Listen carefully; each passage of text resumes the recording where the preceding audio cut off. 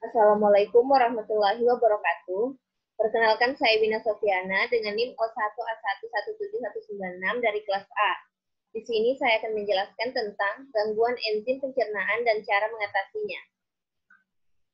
Adapun subtopik yang akan saya bawakan, yang pertama ada definisi pencernaan, yang kedua ada proses pada organ pencernaan, yang ketiga enzim organ pencernaan, dan yang keempat adalah penyakit pada enzim pencernaan. Pertama-tama kita harus mengetahui apa itu pencernaan. Digesti atau pencernaan adalah proses pemecahan zat-zat makanan sehingga dapat diabsorpsi oleh saluran pencernaan. Proses digesti meliputi yang pertama ada pengambilan makanan atau prehensi, yang kedua memamah atau mastikasi, yang ketiga penelanan atau deglutisi, yang keempat pencernaan atau digesti, dan yang kelima pengeluaran sisa-sisa pencernaan atau egesti. Hasil akhir proses pencernaan adalah terbentuknya molekul-molekul atau partikel-partikel makanan, yakni glukosa, asam lemak, dan asam amino yang siap diserap oleh mukosa saluran pencernaan, menurut Nur Cahyo 2005. Adapun proses pencernaan makanan, yang pertama pada rongga mulut. Di dalam rongga mulut terdapat beberapa alat pencernaan, yaitu gigi, lidah, dan kelenjar ludah. Pencernaan mekanis terjadi pada rongga mulut saat makanan juga menjadi bolus. Yang kedua ada kerongkongan. Kerongkongan merupakan saluran penghubung antara mulut dengan lambung. Melalui kerongkongan, makanan didorong masuk ke dalam lambung dengan gerak peristaltik. Makanan hanya membutuhkan waktu 6 detik untuk sampai ke dalam lambung dari mulut. Yang ketiga ada lambung. Lambung terletak di dalam rongga perut bagian atas di bawah diafragma. Lambung memiliki dinding yang elastis sehingga dapat menyimpan makanan dengan kapasitas 2-4 liter.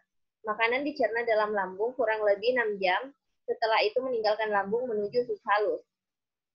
Yang keempat ada usus halus. Usus halus merupakan tempat terjadinya pencernaan secara kimiawi dan tempat penyerapan zat-zat makanan. Makanan yang masuk ke dalam usus halus ini bercampur dengan enzim yang dihasilkan dari hati dan pankreas. Yang kelima ada usus besar. Air dan makanan yang tidak tercerna selanjutnya masuk ke dalam saluran pencernaan makanan yang disebut usus besar. Fungsi utama usus besar adalah menyerap air yang masih ada dalam saluran pencernaan. Bagian usus besar yang terakhir disebut rektum, yang panjangnya kurang lebih 12 cm dan diakhiri dengan anus. Anus adalah lubang akhir dari saluran pencernaan sebagai jalan pembuangan feses, menurut Runtulalu DKK 2017. Adapun enzim pada organ pencernaan, yang pertama yang berasal dari saliva, yaitu enzim petialin atau amilase. Berfungsi mengubah makanan dalam mulut yang mengandung zat karbohidrat atau amilo menjadi glukosa sederhana atau maltosa. Yang kedua yang berasal dari getah lambung, yaitu enzim renin, berfungsi menggumpalkan protein susu atau kasein yang terdapat dalam susu. Yang ketiga berasal dari pankreas. Yang pertama ada amylipsin atau amilase pankreas, mengubah zat tepung atau amilo menjadi gula yang lebih sederhana atau maltosa.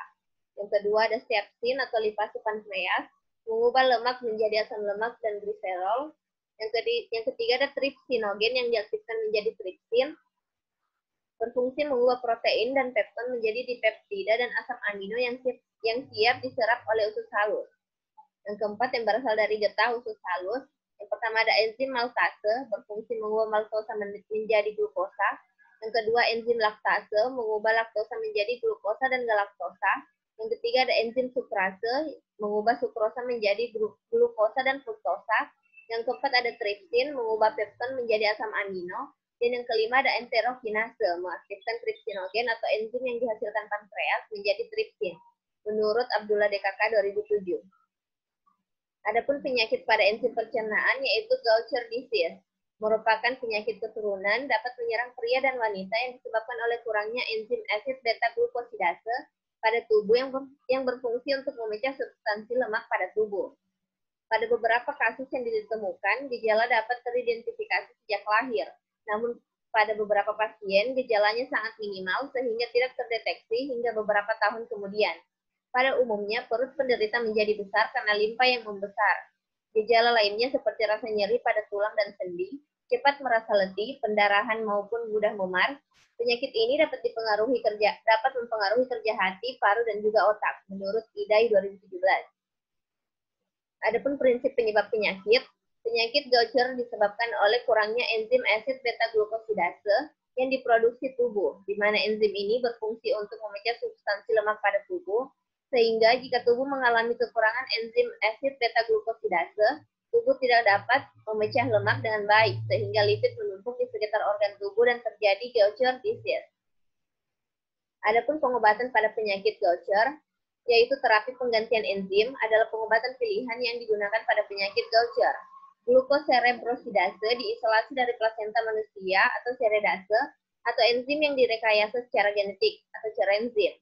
Terapi yang biasa digunakan adalah 15-60 unit enzim per kilogram per 4 minggu. Dosis ini dibagi dan diberikan secara intravena setiap 2 minggu. Pengobatan ini dapat mengurangi besar limpa secara drastis. Regimen lain menggunakan sangat sedikit enzim, yaitu 1-3 unit per kilogram per 4 minggu. Dosis dibagi dan diberikan 3 kali per minggu. Reaksi alergi dapat terjadi dan penderita harus dipantau, menurut Glickman dan Arvin 1996. Baik, itulah tadi hasil presentasi saya. Lebih dan kurangnya mohon dimaafkan. Wabillahi taufiq wal hidayah. Wassalamualaikum warahmatullahi wabarakatuh.